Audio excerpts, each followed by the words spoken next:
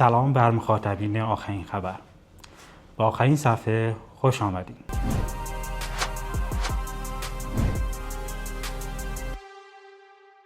ممکنه خیلی‌ها بگن که با وجود اینترنت و فضای مجازی کی روزنامه میخونه، اما گاهی مطالبی در صفحات میانی روزنامه‌ها پیدا میشه که گاهی به دستتون نمیرسه. اگه میخواین از قافله عقب نیفتید و بدونید در روزنامه‌ها چه خبره، با ما همراه باشید.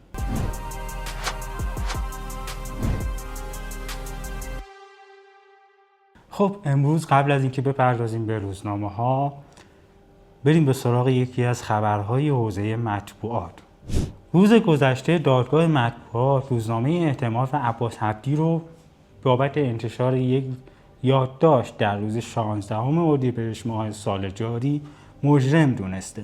ظاهرا محتوای این یادداشت از این قرار بوده که مرز اخبار واقعی از جعلی در دوره جنگ مخدوش‌تر شده و جریان می‌خواست در زمان جنگ داره از این فضا سوء استفاده می‌کنه و با اخبار جعلی جریان سازی می‌کنه. به تعبیر آقای عباس عبدی، برخی از نمایندگان مجلس حرفایی می‌زنند که یا دروغه یا مرجعی برای تایید و رد آنها نیست و کسی هم جرأت تکذیب عمومی اونها رو نداره. در پایان یادداشت هم گزاره‌ای رو به کار برده بود که در فضای مجازی کلی سر و صدا به پا کرد. همون موقع هم عباس عبدی در اطلاعیه این اتهام رو رد کرده و گفته که کلمه یک که بیش از اقلیت رانتی آمده حاکی از اینه که قصد توهین به همه افراد حاضر در تجمعات مردمی رو نداشت. به نظر میرسه از نظر آقای عباس عبدی یک سوء تعبیر رخ داده و فقط افراد معدودی رو در نظر داشته.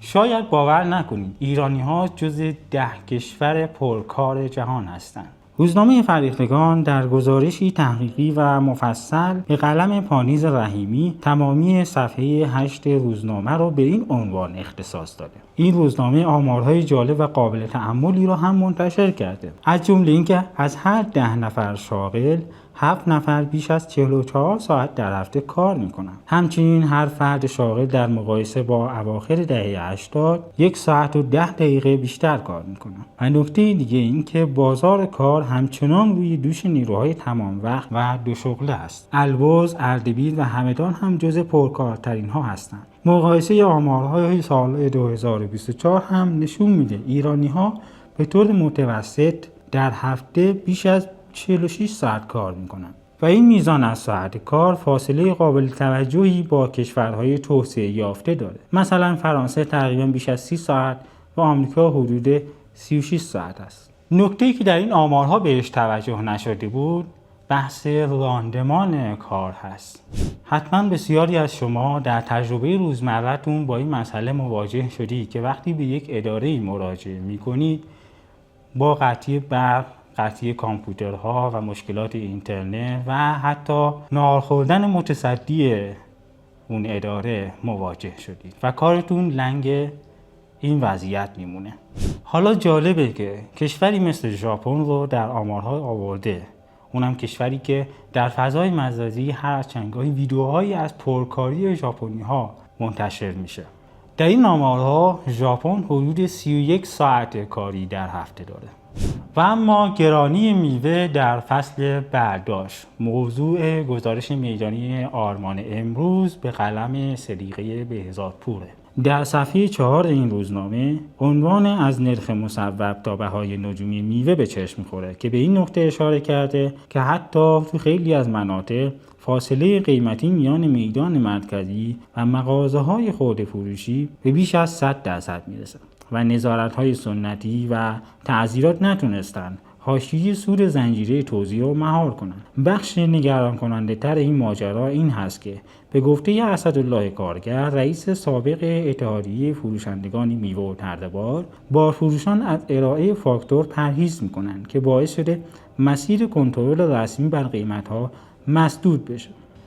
نکته جالب توجه این که مقررات و قوانین مربوط به این موضوع در برخی ادارات و نهادها تصویب و ابلاغ شده، اما فعالان بازار همکاری لازم رو نداشتن. روزنامه خراسان هم در صفحه 11 امروز خودش به بررسی مسئله تورم کالاهای اساسی پرداخته که به طور ویژه روی اقشار ضعیف اثر گذاشته. عنوان این گزارش که به قلم محمد حقو نوشته شده خوراک مردم در منگنه ارز و توزیع است و به بررسی مصداقی دو عامل اصلی گرانی مواد غذایی، یعنی اصلاح سیاست‌های ارزی و چرخه توزیع می‌پردازه. از جمله اعداد و ارقام جالبی که در این گزارش اومده اینه که برنج از باغدار کیلویی 80,000 تومان خریداری میشه، ولی بعد از چند دست دلالی با قیمتی 350 تا 400,000 تومان به دست مصرف کننده میرسه. یکی از نکات جالب این گزارش رو از اون میخونم. یک محموله برنج پس از تحویل به شالیکوبی 8 بار در چرخه معامله قرار گرفته، معاملاتی که برخی از آنها صرفاً روی کاغذ انجام شده و بار در تمام این مدت از جای خود حرکت نکرده است. نویسنده گزارش در ادامه توضیح داده که برخورد با گرانفروشی عمدتاً به جریمه‌های تعزیراتی با خورده‌فروش‌ها در انتهای زنجیره توزیع محدود شده که به اعتقاد این کارشناس اقتصادی نه تنها درمان درد نیست بلکه آدرس غلط دادنه، چون نتیجهش میشه افزودن هزینه ریسک در معاملات آینده و در نتیجه افزایش قیمت بیشتر کالا. هفته صبح هم یک مصاحبه ای داره در صفحه آخر خودش با آقای حسین اژدهایی، خبرنگاری که این روزها روایتگر حملات و درگیری ها در تنگه هرمز هست و لحن خاصش هم مورد توجه خیلی ها بوده. حتی عادل فردوسی هم با کنایه به گزارشاتش درباره اتفاقات تلخ خلیفاس گفته همه چیزو عادی دژول میده.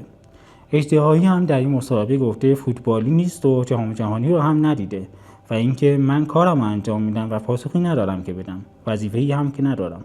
روزنامه شرق هم در صفحه آخر خودش گزارشی منتشر کرده با عنوان نابرابری در ماراتون نفسگیر آزمون‌های نهایی. مهدی ملک محمد نویسنده این مقاله از آموزش پرورش بابت انفعال و ابهام در تصمیم گیری انتقاد میکنه. مطلبش هم از این قراره که آموزش پرورش با انفعالش فرصت دوره آتش‌بس رو از دست داده و دقیقاً زمانی دانش آموزان ماراتون امتحان نهایی رو آغاز میکنن که جنوب کشور دوباره صحنه تجاوز دشمن شده. مسافران بی‌پناه باد هم تیتر روزنامه اعتماد در صفحه شماره 10 امروزشه. محمد حسینی گزارشگر این مطلب به سراغ پیک‌های موتوری در تهران رفته و راوی زندگی و سختی‌های این صنف بوده. در میان مصاحبه شوندگان آقای 60 ساله هست که میگه از نگاه مردم عادی پیک موتوری‌ها آدم‌هایی از همه جا رانده و بی‌سواد هستند، در حالی که همه به یک شکل نیستن و شرایط به گونه‌ای سبب شده که برخی از اونها نتونستن در رشته و حیطه مورد علاقهشون فعالیت کنن و مجبور شدن پیک شن. مثلا خودش که فوق دیپلم ریاضی داره، بیش از 10 دهه پیش هم خیاطی داشته، اما واردات مانتوهای ارزانتر چینی کارشو زمین زده و وادارش کرده که از خیابان‌ها نون در بیاره. یکی دیگه از همین پیک موتوری‌ها هم میگه کار کردن در پیک یه مغز آهنین میخواد. زمستون و تابستون هم نداریم، بارون و برف هم بباره و حتی آتیش هم از آسمون بباره، باید کارمون رو انجام بدیم. و اما بریم به غرب آمریکا. جزئیات یک معامله بزرگ در هالیوود عنوان روزنامه دنیای اقتصاد هست. این گزارش که از صفحه فرهنگ و هنر این روزنامه منتشر شده، تحول بزرگی که در صنعت سرگرمی آمریکا داره رخ میده رو زیر ظرف این قرار داده. اگه اهل فیلم و سریال‌های خارجی باشید لابد با کمپانی برادران وارنر آشنایی داریم. شرکتی که سریال بازی تاج و تخت از مشهورترین آثارش برای نسل جدیده و الان هم داره فصل جدید سریال خاندان اژدها رو هر هفته پخش میکنه. این کمپانی عظیم که شبکه CNN هم یکی از زیر مجموعه‌هاشه، در آستانه فروش به پارامونت، کمپانی عظیم دیگه هالیووده و انتظار میره این معامله در همین تابستان اجرایی بشه. از نکات جالب توجه نقش دولت‌های عربی خلیج فارس در این معامله بزرگه و حدود 24 میلیارد دلار از مبلغ 111 میلیارد دلاری این خرید رو صندوق‌های سرمایه‌گذاری عربستان سعودی، امارات و قطر تامین کردند. بسیاری در آمریکا منتقد این ادغام هستند، چه از این بابت که احتمالاً باعث بیکار شدن بسیاری از کارمندان شرکت برادران وارنر میشه و مهمتر این که به انحصار شبکه‌های خبری در دست چند شرکت محدود بیشتر دامن میزنن. کمیته سرمایه‌گذاری خارجی ایالات متحده هم به یک شرط با این معامله موافقت کرده و اون اینکه صندوق‌های خارجی نباید اجازه هر گونه مداخله یا جهت‌دهی به سیاست‌های محتوایی شبکه خبری CNN رو داشته باشند. این هم از روزنامه‌های 23 تیر ماه 1405. از توجه شما به این برنامه ممنونم.